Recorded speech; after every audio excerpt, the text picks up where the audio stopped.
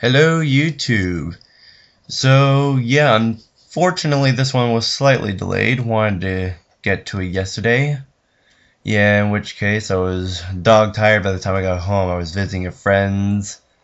Would have kind of stayed up late just to do the reading, but still, I had work to do today with homework and crap. Yeah, in any case, so now that I've got that done, and it's still fairly early for me, I might as well start doing chapters 17 and 18. Rice slid down the chute, disappearing into the darkness. The sides of the chute were smooth, and he really started picking up speed as he descended. He wasn't sure how long he fell, but at least 2 minutes had passed by the time he felt the incline radically decrease. Suddenly he found himself tumbling forward, head over heels into a flat area. Disoriented, he stood, shaking his head. The floor was as smooth as the walls, but it didn't feel like any rock Rye had ever touched.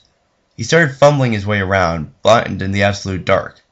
He had barely gone a meter before he ran into a wall.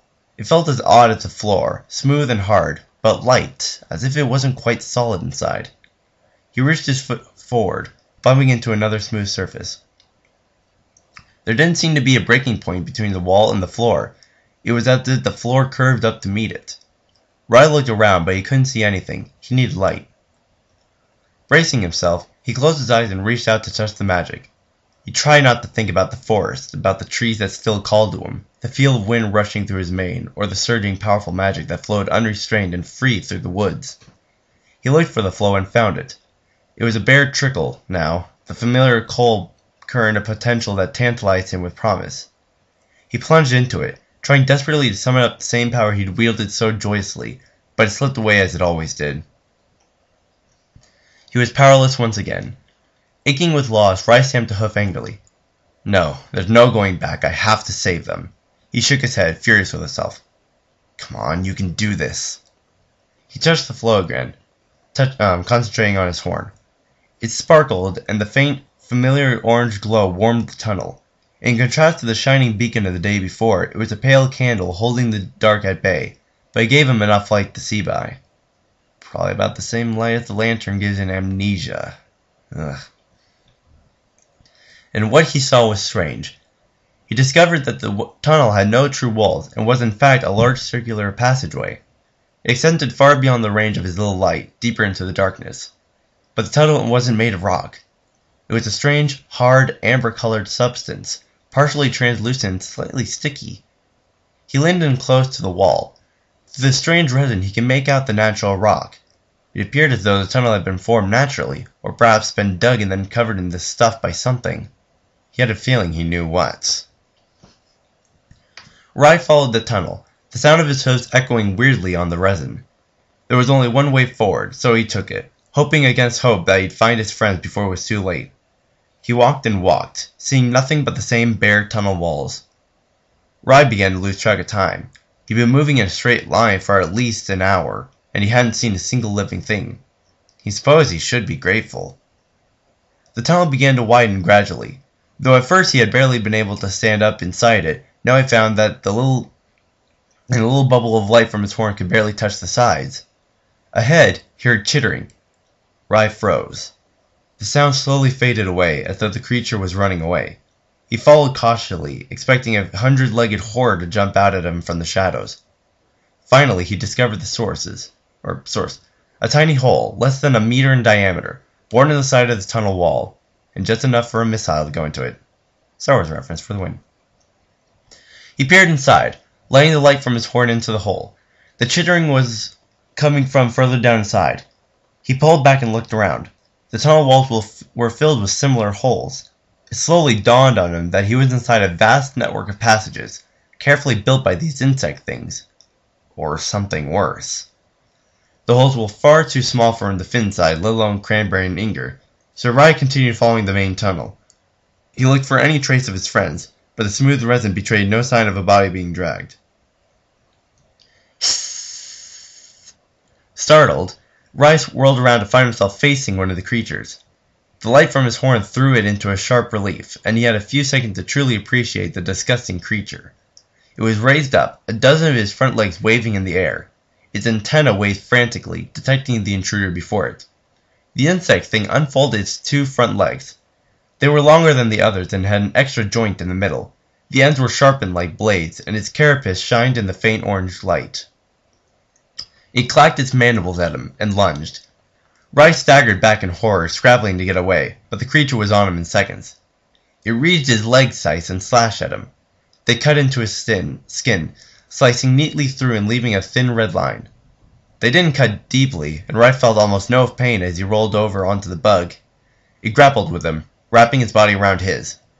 He felt all of his legs brushing against his skin, dragging at him. Rice screamed in horror, trying desperately to get away. He managed to break his right front leg free. He slammed his hoof against the creature, frantically pushing it away. It opened its mandibles again and gave it a loud "Sssss." He smashed his face. At least he thought it was his face, with his hoof, feeling a satisfying crunch as its head was smashed into the tunnel. They might be strong and fast, but they were extremely brittle. Rice stood woozily. He felt exhausted. Stumbling away from the dead bug, he turned to continue down the tunnel. His vision swam. What was wrong with him? He leaned drunkenly on the wall, sliding down onto his side. It hadn't hit him that hard. He just had to keep... Rice fought to keep his eyes open. He felt a slight tingle from the gash of his side. Of course. The creature's scythe's arm must have been coated in some kind of drug or tranquilizer. That was how they caught their prey. He struggled to fight it off, thinking of Cranberry and Inger, trapped somewhere deeper in the caves. Don't worry, guys. I'm coming for you, he blinked stupidly. After a quick nap. His horn flickered out and his head hit the floor. What do you think's wrong with his wings? Rice shuffled his hooves, shivering in the autumn cold. The field was full of wooden contraptions, various tests he would need to pass in order to enter the Solar Army. Soon the testing would be complete, and he'd triumphantly follow the other recruits up to the castle to begin their new lives in the service of the princess. I don't know, but look at that. He's got a horn, too. What kind of freak has wings and a horn? Wait. Oh, gosh. He frowned. Fritz again. He'd been pestering Rice for weeks. Rice smiled. He'd show Fritz soon enough. Form up! At the drill instructor's summons, Ryan and the other recruits formed their lines. The instructor explained the test to them.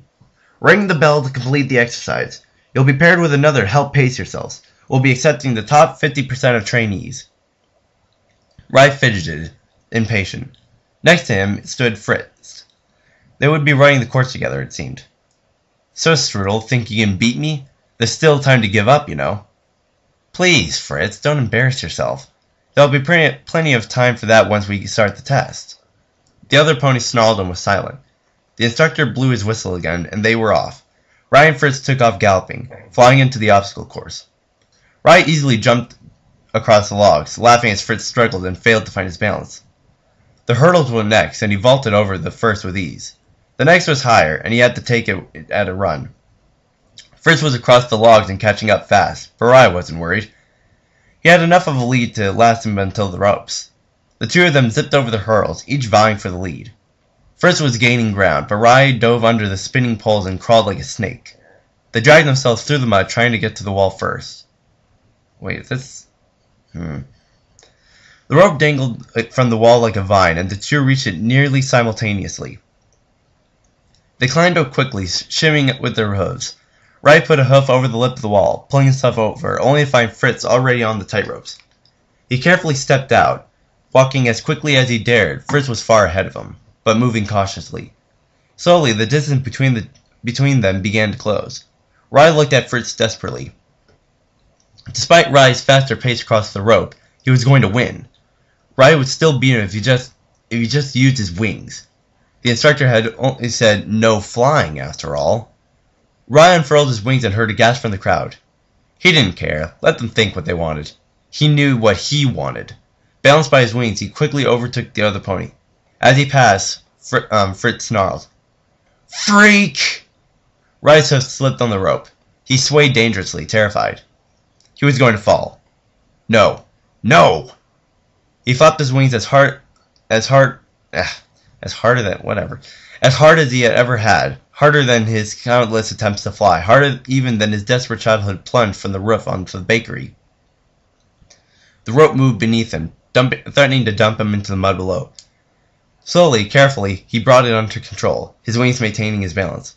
He bent backwards and started racing along the rope as fast as he dared. He heard Fritz howl in wordless anger as he grabbed the bell cord in his mouth and pulled it.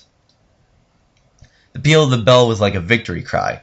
Rai jumped down from the platform, landing deftly on his feet. He grinned triumphantly as the non-com approached him. "You used your rings, recruit," the olive-green pony was stern. "I didn't fly, sir," Rai said firmly. "I was simply utilizing every advantage I was permitted to." The non-com looked sidelong at him. "That kind of rule bending makes for a recruit that's a pain in the A-word to train," he smiled. "But I find it makes for inventive soldiers. Welcome to the army." Is this like an alternate beginning? He placed the golden tassel of the lowest rank of the Celestial Army onto Rai's shoulders. Rai was exultant. He dreamed about this moment for 3 years, nearly half his life. Finally, he would follow his mother into the service of the princess and show every pony that even without magic or flight, he was capable of doing great things on his own. "I'm not a cripple." He was still grinning when the test was over, and the new grunts were gathered together with the non-com. "We'll be going up to the castle to get you all situated in the barracks. Tomorrow we'll begin fitting you for armor. After that, your real training will begin." He blew his whistle again. "Let's move out!" The new privates turned and marched. Not quite in unison, they had not yet mastered that art. After him, their golden tassels swaying in the breeze. Rai began to follow them when he heard a familiar voice calling his name. "Rai! Rai!" He turned to see his mother flying down to greet him, landing on the grass before him. "Mom! I did it!" He was happier than he'd ever been. "They all thought I couldn't, but I did! And now we'll get to see each other at the castle, when you get back on your tour." Streak's expression was buoyant. "Yes, you did. I'm so happy for you." Rai's enthusiasm faltered a bit. His head drooped and he asked the real question, the one that gave it all meaning. "Are you proud of me?" His mother smiled at him. "Incredibly. More than you can know." They nuzzled. Rai tried to keep the emotions out of his voice. "Thanks, Mom." "I'm so proud of you, son. But it's time to wake up." "What?" Rai withdrew. Winstreak was still smiling, but it was a sad one. "Your friends need you, Rai. You have to wake up." But... Rai looked around. "But I won. I thought I'd finally make you happy. That's all I wanted." He felt like a little foul again. Winstreak knelt to Rai's level. "Rai, I am incredibly proud to have you for a son. Never doubt that. But it's not because of this." She gestured to the field. "It's because of this." She touched her lips to his head. "And this." She prodded his chest with her hoof, right above his heart. "I'm proud of you because, against everything, you survived. You're my son, and I love you, Rai. It's time to let go of the fear." "I don't want to disappoint you," Rai sniffled. "Then save your friends." Winstreak blinked away a tear, still smiling at him. "Wake up." Rai looked backwards at the rest of the privates. They were marching off together, laughing away the stress of the exams. The non-com looked back and shouted, "Come on, Strudel, hurry up!" He turned to his mother again. She shook her head. "Let it go, Rai. Wake up." He felt like he was coming up for air, drowning in blackness. He breathed heavily, panting. Wakefulness was sharp, painful. He felt alert and tense. Every breath was a deep shudder. He was sweating. That had been the most vivid dream, or nightmare, or hallucination. He wasn't sure which at this point.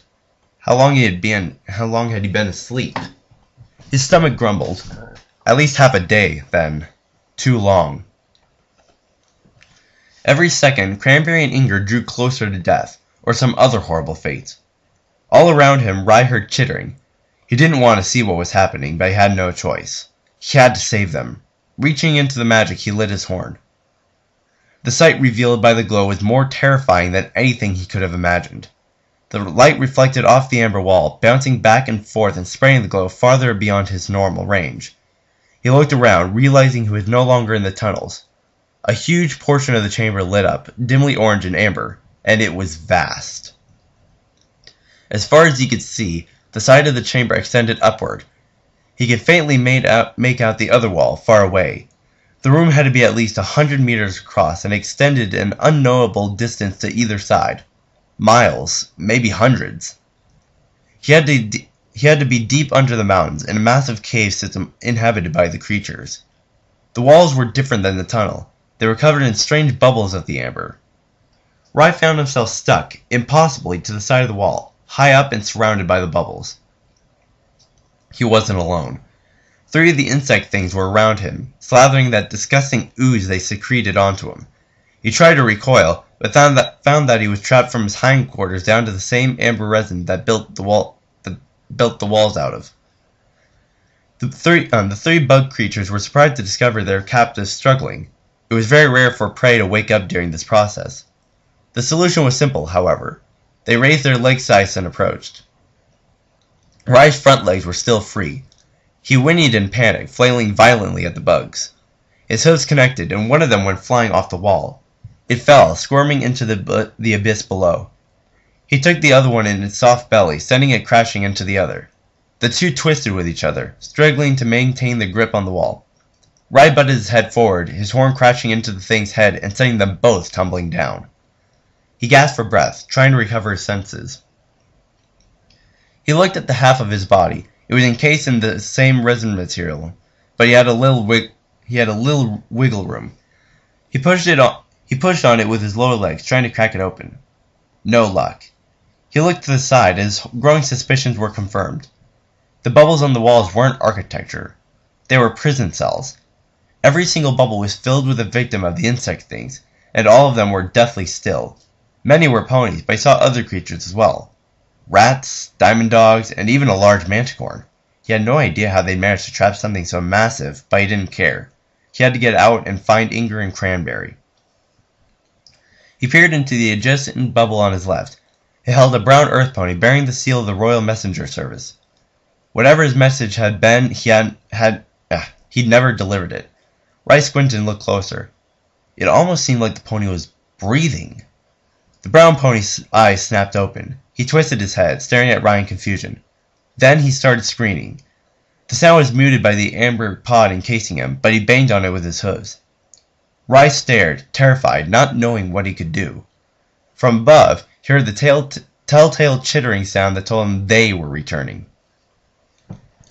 One of the bugs appeared from the darkness above, descending toward Rai and the screaming pony. Rai held absolutely still, trying not to let the thing know that he was still half free. It crawled onto the other pony's bubble, covering it. The other pony screamed harder, kicking at the pod to no avail. The creature turned itself around, putting its head over the pony's. It opened its mandibles and threw its top half backwards. Rai watched, transfixed at the large proboscis extended from its mouth. It plunged into the pod, sliding into the resin like putty. He realized with horror that he'd been wrong. They weren't prison cells. They were feeding pens. The trap pony kept struggling. The bug injected some kind of fluid into the pod with a hiss, tapping its legs on the sides with rhythmless anticipation. Rai turned away, unable to watch. He extinguished his light and shut his eyes tight. The screams were incessant. He covered his ears with both hooves, trying to block out the noise. Though muffled, the pony's yells were piercing. He choked back a sob of fear. At long last, the pony fell silent. Rai listened in the darkness. The creature made a disgusting slurping sound, like mud being drawn through a straw. Having drunk its fill, the bug turned and crawled off deeper into the cave. Rai waited for the sound of its leg to fade away, then relit his horn. The thing in the other pod was unrecognizable as a pony. Rai's last meal came back with a vengeance, and he wrenched it over the side of the pod. He hung there for a while, trying to get control of himself. Bleary-eyed, Rai spat to get the foul taste out of his mouth. He chanced another glance over at the trapped pony and felt the bile rising again. He jerked his head away in a hurry. He had to get out and find Cranberry and Inger before this bug dissolved them as well. He began kicking at his prison. It hadn't been finished yet, but it was still as hard as stone. He started smashing his hooves against it from both sides. and was gratified to see a crack appear. He kept kicking it, and soon a spiderweb pattern spread through the pod. He had a split second to realize that he had no idea how far the fall was before the pod shattered. He slid down the side of the chamber, dropping toward the bottom. Luckily, he crashed into a ledge that jutted out 2 meters out from the wall. The ledge was slightly inclined, leading down into the depths of the chamber. He wasn't sure why the bugs had built it, to catch any of the prey they accidentally dropped? A layer of wall built over their prey, preserving them for years? It didn't matter. He was out, free, and his friends were here somewhere. He looked around in a panic. This chamber was massive. There was no way he could hope to find them in all the thousands, tens of thousands of pods that lined the wall. Think, Rye, think! He stamped his hoof.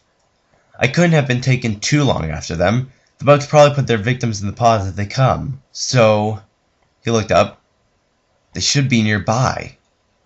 The light of his horn revealed hundreds of pods, most too far away to get a look at. The bugs were everywhere, but they didn't seem to notice the orange glow from his horn. They were probably blind, he realized, not needing vision to navigate their subterranean domain. The bug had seemed drawn by the other pony's screams. They likely hunted by sound, or perhaps vibrations. He could analyze them later. Right now, he had to find his friends. He started checking the pods closest to him. Most of them didn't contain ponies, and he skipped over these. Those that were ponies he didn't recognize. He wished he had time to free them all, but he couldn't risk losing Cranberry and Inger. A flash of peony pink caught his eye. Rye turned and tried beneath one of the pods. It was 3 rows up from the ledge, jutting out from the wall. Inside was a pink earth pony, her golden mane messy and tangled. Hold on, Cranberry, I'll get you out. Somehow. He looked around, searching for a way up to her pod. None presented itself. He touched the wall with his hoof. It came away sticky. Worth a shot, I guess. He placed his hooves onto the wall, standing on his rear legs. He pushed himself up, clopping both his lower hooves onto the lower wall as well. Immediately, he slid down and landed on his rear. Smarting from the impact, he stood and shook himself off. Clearly, the resin wasn't supposed to support the weight of a pony. He tried bucking against the wall to try to knock down the pod, but all he accomplished was making his legs ache. Finally, in desperation, he flapped his wings. He didn't even lift his hoof off the ground. Damn, if only I still had the forest magic. He raced back and forth, trying to figure out a plan. She was still out of reach, frozen in a bubble of amber that he couldn't touch. He raced away, down the slope of the ledge, hoping to find a rock or something to throw at the pod. He rushed past dozens of pods. They were full of ponies. Most of them had probably been here for years. There were blue earth ponies, violet unicorns, red pegasi. Red pegasi! Rye jerked to a stop. He backed up, peering into the pod. It was! He was comatose, but still breathing. His golden armor blended into the amber color of the wall, but his chest rose and fell rhythmically. And more importantly, his pod was level with the ledge. Rye reared up and smacked his hooves into the pod. No effect. Again. Not even a scratch. He'd broken out of his by hitting it from inside and outside at the same time. Maybe if Inger kicked too, they could crack it open. Inger! Inger, wake up! Come on, Inger, we have to get you out of there. The red Pegasus was still out cold. Rye was struck with inspiration. He leaned in, touching his mouth to the pod to transmit the sound through. Inger, he said in his best voice interpretation of Princess Celestia. I need your help. Please, Inger, Equestrian needs you. The Firewing's eyes snapped open. Milady? His voice was muted through the pod. He looked around. His eyes slowly focused on the pegacorn. Rye, what's going on? He reached a hoof forward and discovered his prison. What the hell? No time to explain. We have to get you out of there. Rye looked confused, but he nodded. How? We have to break this shell open. Kick on it from the inside, okay? Right. Inger leaned back into the wall and drove his hooves into the bubble. On the outside, Rye smacked the resin as hard as he could. On the third kick, a huge crack ran down the center. On the fifth, Rye's hoof smashed through and smacked Rye in the face. Sorry! Don't worry about it, keep kicking. Together, they broke away larger and larger pieces of the shell. Inger came tumbling out into Rye's hooves, covered in flakes of the hardened resin. Rye helped him stand, pushing him upright. You okay? I think I will be. Inger looked haunted. I was dreaming. The princess and I were in the castle, just talking. Come on, we have to save Cranberry. Rye was already galloping back along the ledge. Inger followed them, still trying to get his legs back. They reached Cranberry's pod to find one of the bugs crawling on top of it. Inger stopped back repulsively. What in Celestia's name is that? Bug! Thing! Bad! Kill it! Rye shouted hoarsely. Inger needed no further prompting. Still recovering from his ordeal, he flapped his wings, taking off into the air. Not yet having regained his sense of balance, he dropped almost immediately off the side of the ledge. Rye gasped, racing to the edge, but Inger flew up over his head. He zoomed towards the bug. It had fully settled over Cranberry's pod and was rearing back to extend its proboscis. Inger knocked into it, sending the bug flying off. It disappeared over the ledge, hissing. Rye shouted, Hurry! Get Cranberry out of there! The firewing kicked the pod, but to no avail. Cranberry was still in a drugged stupor inside, not moving. Rye shouted as loudly as he could, trying to wake her. Cranberry! It's Rye! Please wake up! His cries failed to draw a reaction, but they had an unintended effect. He heard chittering from every direction, as the ruckus he'd been making since the escape had finally drawn the attention of the nest. His horn's light revealed an uncountable number of insect things crawling toward them. Inger, we're out of time! Do something! Inger took a deep breath and flew backwards. Here goes nothing! He flew straight at Cranberry's pod as fast as he could, hitting it like a charging buffalo. The pod shattered open, spilling the pink pony out into Rye's waiting hooves. He shook her. Cranberry, wake up! We have to go! She remained motionless, breathing softly. Rye looked up, desperately at the incoming bugs, and the dazed Inger who landed next to them. Hurry, Rye, we don't have time for this. Inger's eyes were spinning. He shook his head, disoriented. Rye looked frantically at Cranberry, trying to think of something. The idea came to him in a flash. He stuck his hoof in his mouth, pulling it out covered in saliva. Inger looked horribly confused. What are you doing? This always worked when we were fowls. He stuck it in Cranberry's ear. Her eyes snapped open and she jerked her head up. Rye, Strudel, you immature little... She stopped, puzzled. Rye, what's going on? No time, run! He took off, running down the ledge. Inger and Cranberry followed, both of them still reeling from the after effects of the bug's poison. The three ponies galloped for their lives, fleeing the oncoming horde of insect creatures. The ledge ran lower and lower, and the cobs kept appearing. There were an incredible number of them. Don't stop for anything, Rye called over his shoulder. The three of them raced into the darkness together, the faint orange glow from Rye's horn leading the way. Behind them, the chittering, chitinous mass of insects pursued. Abruptly, the ledge ended. Rye skidded to a stop, trying not to tumble over into the abyss. Cranberry slammed into him and Inger into her, and they started to topple. Inger grabbed the two of them in a massive hug and flapped his wings fiercely. They pulled back over the lip of the edge, falling backward into a heap. Beside them lay an opening, leading into one of thousands of tunnels. Where'd he go? Asked Cranberry, still utterly confused about what was happening. Hell if I know, but anything's better than here right now. Rye took off into the tunnel. Let's go! They vanished into the darkness of the tunnel, leaving the feeding chamber behind them. And now it is about 10, and I am tired, and we'll continue chapter 18 at a later time.